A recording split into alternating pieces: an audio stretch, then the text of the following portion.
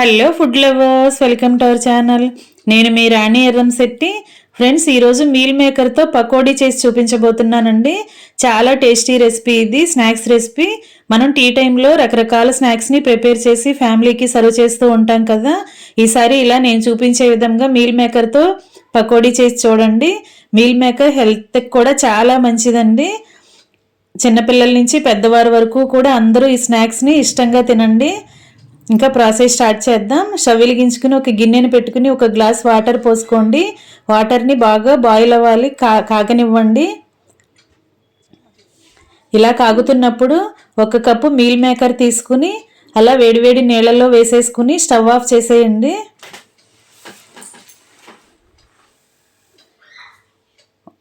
Stove off చేసేసుకుని ఒకసారి గరిటెతో మొత్తాన్ని కూడా అలా వాటర్లో ములిగే వరకు సర్దుకుని మూత పెట్టేసుకుని ఒక్క 5 మినిట్స్ అలా ఉంచండి. ఒక 5 నిమిషాలు ఉన్నట్లయితే మీల్ మేకర్ అనేవి చక్కగా సాఫ్ట్గా తయారవుతాయండి, మెత్తపడతాయి. ఒక 5 నిమిషాల తర్వాత అవన్నీ కూడా చూసుకుని ఇలా జాలు గిన్నెలోకి వేసుకోండి. ఎందుకంటే వాటర్ అనేవి ఏమీ ఉండకూడదండి, దీనిలో వాటర్ అన్నీ కిందకు వచ్చేయాలి. అలా గరిటెలో వేసుకుని ఇలా గట్టిగా ఒత్తుకున్నట్లయితే వాటర్ ఏమైనా ఎక్సెస్ ఉంటే అవన్నీ కూడా కిందకు వచ్చేస్తాయి.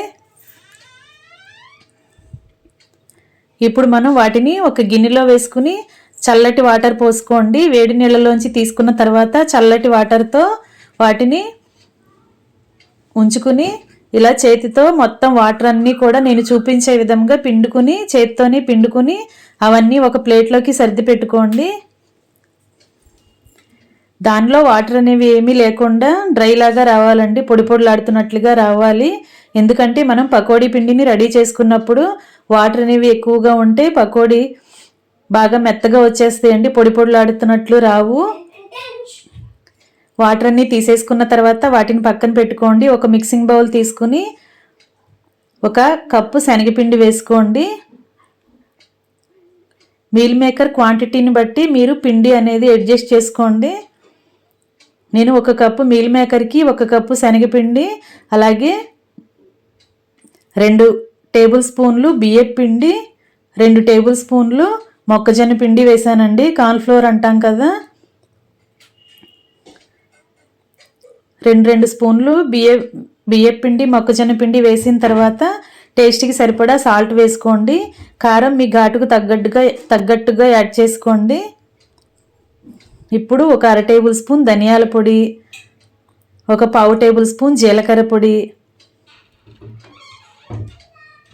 ఒక 1/2 టేబుల్ స్పూన్ గరం మసాలా, ఒక 1/2 టేబుల్ స్పూన్ చాట్ మసాలా కూడా వేసుకోండి. ఇలా మనం వేసిన పొడి ఇంగ్రీడియంట్స్ అన్నీ కూడా ఇలా పిండిలో బాగా కలిపేసుకోండి గరిటెతో. వాటర్ అనేవి అస్సలు పోయొద్దండి ఎప్పుడే. ఇలా ఒక నిమ్మ చెక్కను, ఒక అరబద్ద నిమ్మ చెక్కను కూడా తీసుకుని ఆ జ్యూస్ అంతా కూడా, లెమన్ జ్యూస్ని ఇలా దానిలోకి పిండుకుని అదంతా కూడా పిండిలో కలిసే వరకు కలిపేసుకోండి. ఇలా మొత్తం కూడా కలిసిన తర్వాత మనం వాటర్ అన్నీ పిండుకుని పక్కన పెట్టుకున్న మీల్ మేకర్ని అలా వేసేసుకోండి. ఇప్పుడు మొత్తానికి కూడా పిండి పట్టే వరకు బాగా కలుపుకోండి. గరిటె పక్కన పెట్టేసుకుని మనం చేత్తోనే కలుపుకున్నట్లయితే మీల్ మేకర్లో నుంచి తేమ అనేది వస్తూ ఉంటుంది. ఆ తేమతోనే ఈ పిండి మొత్తం కలిసిపోతుందండి. పిండి అనేది క్వాంటిటీ ఎక్కువగా మీరు వేసుకుంటే వాటర్ మాత్రం కొంచెం చిలకరించుకుంటూ చేతిలోకి కొంచెం పోసుకుంటూ కలుపుకోండి. లేదంటే దానిలో ఉన్న మీల్ మేకర్లో ఉన్న తేమ సరిపోతుందండి పిండి కలవటానికి. ఇలా మొత్తం చేత్తో బాగా కలుపుకున్నట్లయితే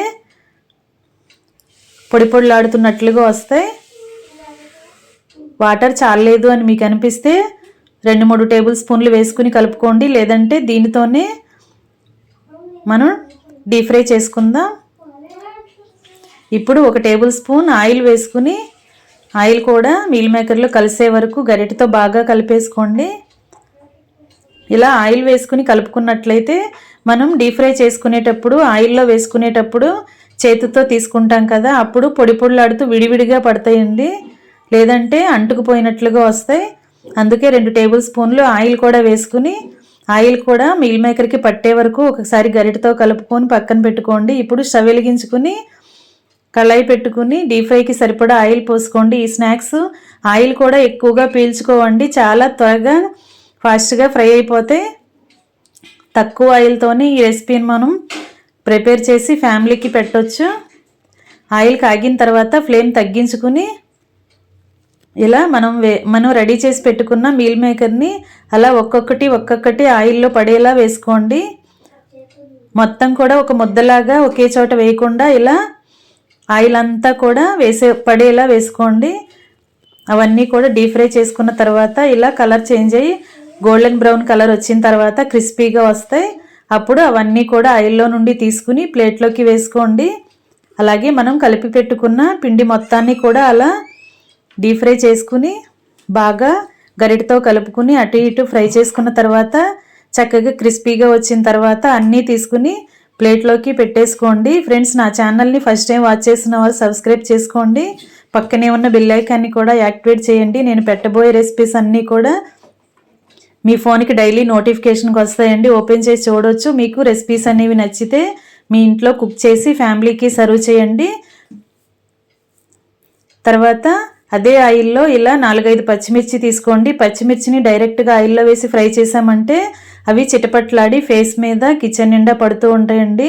అందుకే మనం పచ్చిమిర్చిని ఎప్పుడు ఫ్రై చేసినా కూడా దానిని సేఫ్టీ పిన్ ఉంటుంది కదా, పిన్నీస్తో చిన్న చిన్న ఘాటులు పెట్టుకోండి. అలా హోల్స్ పెట్టుకున్నట్లయితే అవి ఆయిల్లో వేసినా కూడా చక్కగా ఫ్రై అవుతాయి, పేలకుండా ఉంటాయి. ఇలా ఒక 4-5 పచ్చిమిర్చిని కూడా అలా ఆయిల్లో ఫ్రై చేసుకుని అవి కూడా తీసుకుని ప్లేట్లో వేసుకోండి. ఇంకా స్టవ్ ఆఫ్ చేసేసుకోండి. ఈ పచ్చిమిర్చి మీద కొంచెం సాల్ట్ చల్లుకోండి. ఇలా రెడీ అయిపోయాయి కదా. ఇప్పుడు మనం చిటికెడు చాట్ మసాలా పైన స్ప్రింకిల్ చేసుకుని ఇంకా ఫ్యామిలీకి సర్వ్ చేయటమేనండి. చాలా టేస్టీగా ఉండి మీల్ మేకర్ రెడీ అయిపోయాయి. Thanks for watching. నేను మీ రాణి ఎరం.